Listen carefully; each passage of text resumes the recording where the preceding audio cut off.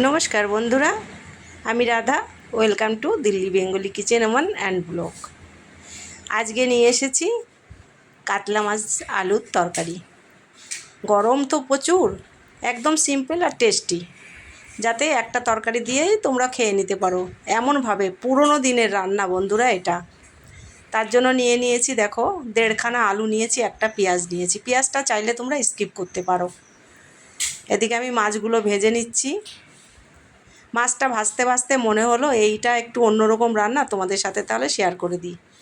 কিছুটা জিরে নিয়েছি, একটা শুকনো লঙ্কা নিয়েছি, একটুখানি দারচিনি, একটা ছোট এলাচ নিয়েছি। এটাকে একটু ফ্রাই করে তুলে নেব, মানে তেলে ভেজে তুলে নেব, যেন জিনিসগুলো বেশি না পুড়ে যায়, আবার যেন কাঁচাও না থাকে। ফ্লেভারটা বেরোলেই নামিয়ে নেব। এই তরকারি কিন্তু এরকমভাবে খেতে দারুণ টেস্ট লাগে। এরকম তরকারি তোমাদের সাথে শেয়ার করেছি কি না আমার ঠিক মনে নেই, তবে যাক, আজকে আমি করছি, তোমরা করে খেয়ে দেখো। আশা করছি সবার খুব খুব ভালো লাগবে, কেউ নিরাশ হবে না যারা এরকম খেতে চাও না। আমি তো আলুর তরকারি খুব কম পছন্দ করি, এখন না খেয়ে কি ইচ্ছা করে না, কিন্তু আলু দিয়ে, অল্প আলু দিয়ে আর কি, মাছ দিয়ে এরকমভাবে তরকারি রান্না করলে না একদম অনুষ্ঠান বাড়ির মতন টেস্ট। আবার এদিকে কোনো মশলাই দেওয়া হবে না, কিন্তু টেস্ট কিন্তু পাবে একদম লাজবাব। ওই তেলের মধ্যে আমি অল্প কিছু জিরে ফোড়ন দিয়ে দিলাম, দিয়ে দেবো এবার কেটে রাখা আলুটা। একটা আলুই দিচ্ছিলাম বন্ধুরা, হঠাৎ করে দেখি আর একটা আলু পচে গেছে, তার থেকে অর্ধেকের বেশিই ফেলা গেছে, একটুখানি ছিল, সেটা আবার দিয়ে দিলাম এতে। এবার দিয়ে দিচ্ছি কেটে রাখা ওই পেঁয়াজটা। পেঁয়াজটা একটু আমি বড় করেই কেটেছি। তোমরা যদি চাও পেঁয়াজটা দেবে না, তাহলে পেঁয়াজটা নাও দিতে পারো। পেঁয়াজটা না দিয়ে তোমরা একদানা রসুনও দিতে পারো। যদি চাও যে না এগুলো কিছুই দেবো না, তাহলে নাও দিতে পারো। আমি একটা টমেটো দিয়েছি, টমেটোটা দিয়েছি একটু দেখতে ভালো লাগে জাস্ট এর জন্য। চাইলে দেবে, না চাইলে না দেবে, কিন্তু তরকারিটা করে খাওয়ার অনুরোধ রইল। একটু আদা দিয়েছি, একটু কাঁচা লঙ্কা দিয়েছি, স্বাদ মতন নুন দিয়েছি। এবার দিয়ে দেবো হলুদ,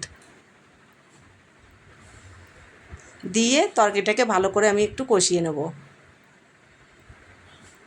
আর কিচ্ছু দেওয়ার দরকার নেই বন্ধুরা, তরকারি শুধু কালারটা দেখবে, জাস্ট ফাটাফাটি। আর খেতে তো যা লাগবে, আলাদাই একটা ফ্লেভার। অল্প একটু তরকারি হলেও কিন্তু তুমি পুরো এক থালা ভাত খেয়ে নিতে পারবে, এতটা টেস্ট লাগে এই তরকারি।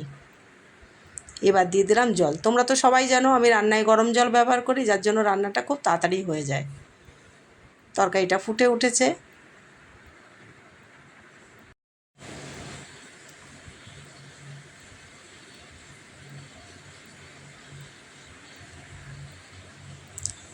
এবার দিয়ে দেবো ভেজে রাখা মাছটা। বন্ধুরা, আধখানা মাথা ছিল, ডাল করেছি, আর আধখানা মাথা ছিল, সেটাও আবার তরকারিতে দিয়ে দিলাম। বড় মাছ একটু তরকারিতে দিয়ে একটু ভালো করে জাল না দিলে তরকারির স্বাদ কখনো ভালো হয় না, মাছটাও সফট হয় না। এবার নেড়ে চেড়ে তরকারিটাকে ঢেকে আমি 4 থেকে 5 মিনিট আরও রান্না করে নেব।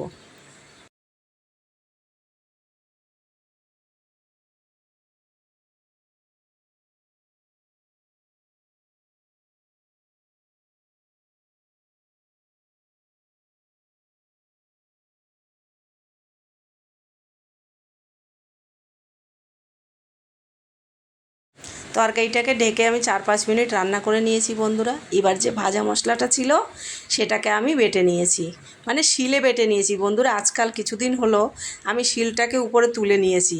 এখন এই ভাজা জিরে টিরেগুলো আমি শিলে বেটেই রান্না করছি। তরকারি সত্যি বলছি স্বাদ কিন্তু পুরো পাল্টে যাচ্ছে, সেই আগে টাইপের একটু রান্নার বেশ স্বাদ আসছে। তবে গুঁড়ো মশলাটা দিচ্ছি, কিন্তু অল্প জিরে আদা যখন রান্না করছি দিয়ে, তখন আমি শিলে বেটেই করছি। এটা তো ভাজা মশলা, এটা বাটতে কোনো কষ্ট হয় না। এই ভাজা মশলাটা দেওয়ার জন্যই কিন্তু একদম সেই অনুষ্ঠান বাড়ির মতন স্বাদ হবে। এদিকে আবার কোনো বেশি মশলা নেই, আবার স্বাদে কিন্তু পরিপূর্ণতা। তাহলে বন্ধুরা একবার করে খাওয়ার অনুরোধ রইল। তরকারিটা নামিয়ে দেখাচ্ছি বন্ধুরা, জাস্ট কালারটা দেখো। ওই আমার একটু জালনা দিয়ে আলো আসে বলে একটু লাইটের ব্যাপার হয়, মানে একটু বেশি আলো এসে গেলে একটু হালকা লাগে। তাহলে বন্ধুরা, রেসিপিটা ভালো লাগলে লাইক করো, কমেন্ট করো। আমার এই ছোট্ট চ্যানেলটি তোমরা সাবস্ক্রাইব করে নিও, পাশে থাকা বেলটা প্রেস করে দিও। আবার ফিরে আসবো নতুন কোনো রেসিপি বা ব্লগ ভিডিও নিয়ে। তোমরা সবাই ভালো থেকো, গরমে নিজের খেয়াল